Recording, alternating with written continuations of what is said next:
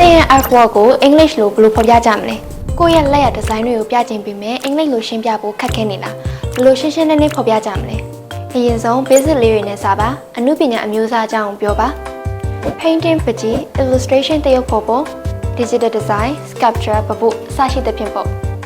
ဥပမာ this is a digital illustration created using Procreate ဒါက Procreate ကိုအသုံးပြုပြီးဖန်တီးထားတဲ့ digital တရုပ်ဖော်ပုံပါပြီးရင်ကိုယ့်ရဲ့ထွက်ပေါ်လာတဲ့အကြံ inspiration နဲ့ concept တွေကိုပြောပါဘာလို့ဒါကို create လုပ်ခဲ့လဲဆိုတာမျိုးပေါ့ဥပမာ I was inspired by city life and wanted to capture its energy through bright colors and dynamic lines နီးစနစ်တွေပစ္စည်းတွေအကြောင်းလည်းပြောလို့ရတယ်ဥပမာ I use watercolors on papers and layer colors to create depth ကျွန်တော်ကစက္ကူပေါ်မှာရေဆေးတွေကိုအသုံးပြုခဲ့ပြီးအနက်တွေကိုဖန်တီးဖို့အလွှာလိုက်အရောင်တွေကိုအသုံးပြုခဲ့တယ်စိတ်ခံစားချက်အရောင်တွေနဲ့ style ကိုဖော်ပြပါ